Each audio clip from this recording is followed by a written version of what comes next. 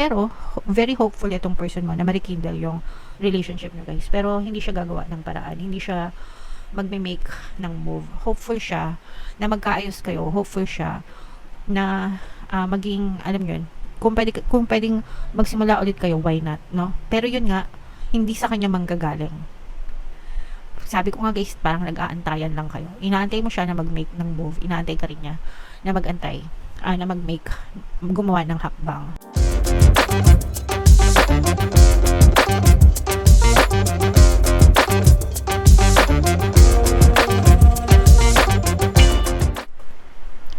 Hello guys, hello Aquarius, welcome back to Pinay Pixie Tarot. Ang pamagat ng episode natin for tonight is feelings reading, anong nararamdaman niya sa'yo. So ito yung titingnan natin yung feelings sa'yo ng inyong partner o specific person. Pwedeng ma-pick up yung energy nyo, guys. Pwedeng ma-pick up yung energy ng person nyo. Pwedeng magkabaliktad yung roles. If in case hindi kayo naka-resonate dito, guys, try nyo panoorin yung video dun sa zodiac sign ng person nyo. Baka nandun yung energy nyo, mga kapiksi.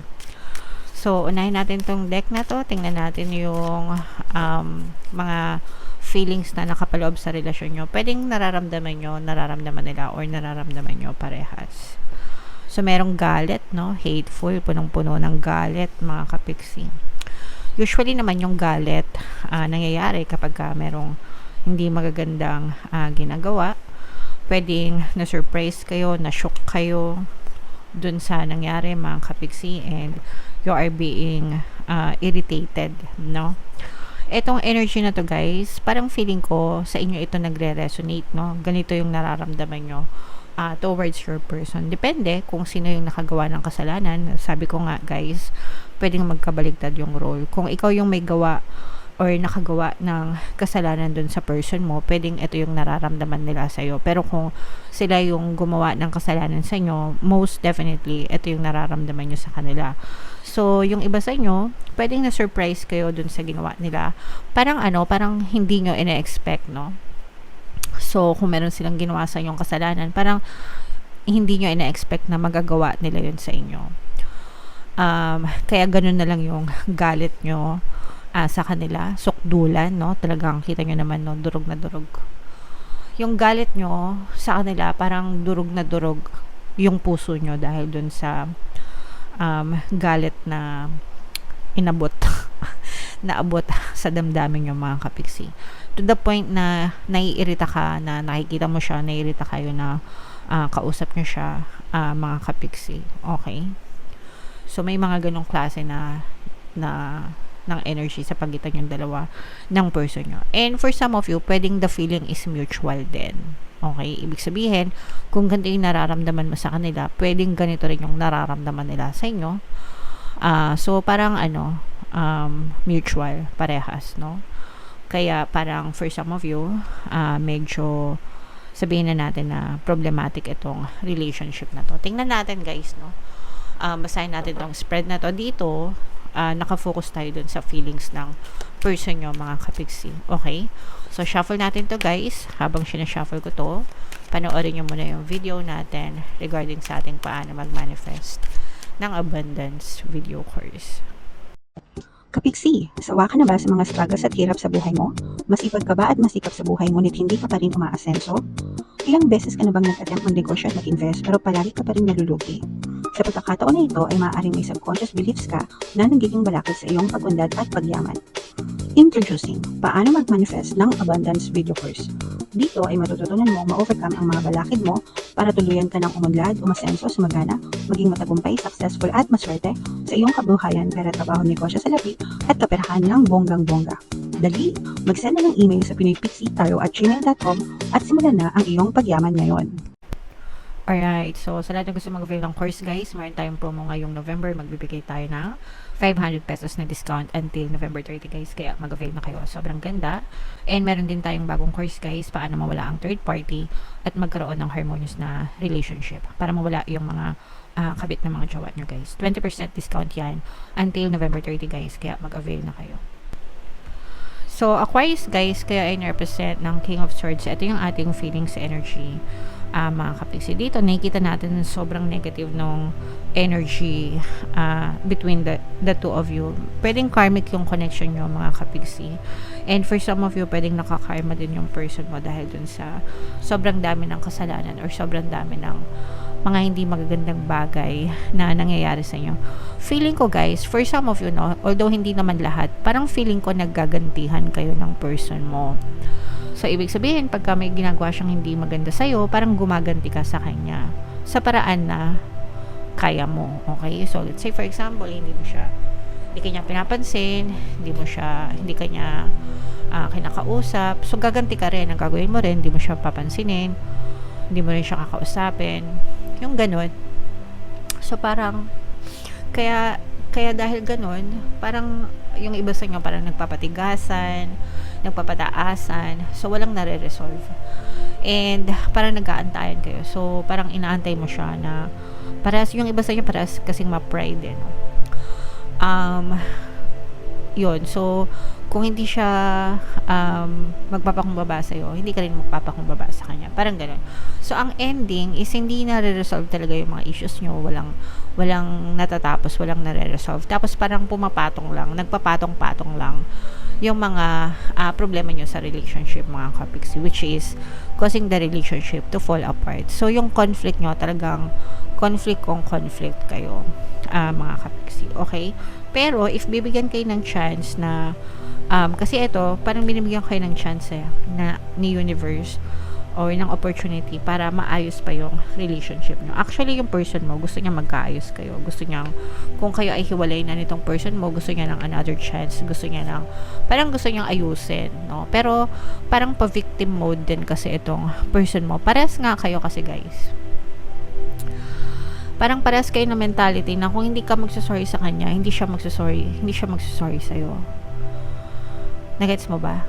And ganun din yung mentalidad niya, guys. Kaya sabi ko nga nagpapataasan, kaya hindi talaga nare-resolve. Pero sa isip ng person mo, kasi meron pa kayong connection, mga kapiksi, may pagmamahal pa kayo sa isa't isa, guys. And kung bibigyan kayo ng pagkakataon, kung meron lang magpapakumbaba sa inyo, parang bibigyan naman kayo ng chance ni universe na maayos pa yung relationship nyo. Pero for now, kasi parang feeling ko parehas kayong pa-victim mode, no? Pa-victim. Sa isip mo, ikaw yung biktima. Sa isip niya, siya yung biktima. So, parehas. Kaya yun, parang hindi na-resolve yung mga issues mo. So, subukan nyo intindihin, guys, no?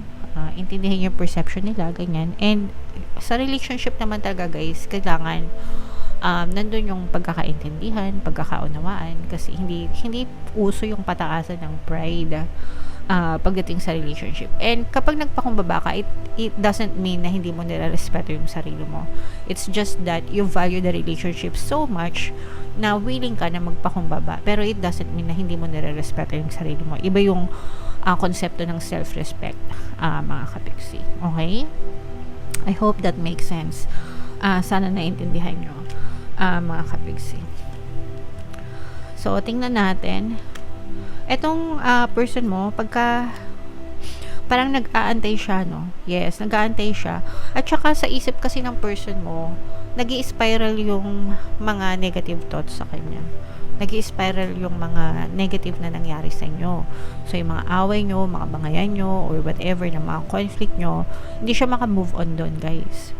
Pwedeng kayo din na lalo na kapag ka nagkakasumbatan kayo, kasi meron ditong halongkat moments, no? Yung tipong kapag ka nag-aaway kayo, nagkakasumbatan, nahahalungkat yung lahat ng nangyari ng nakaraan, mga kapiksi, and nag-a-add pa yun sa burden dun sa relationship. Pero very hopeful itong person mo na ma-rekindle yung relationship nyo, guys. Pero hindi siya gagawa ng paraan, hindi siya magme-make ng move. Hopeful siya na magkaayos kayo. Hopeful siya na maging, alam yun, kung pwedeng magsimula ulit kayo, why not, no? Pero yun nga, hindi sa kanya manggagaling.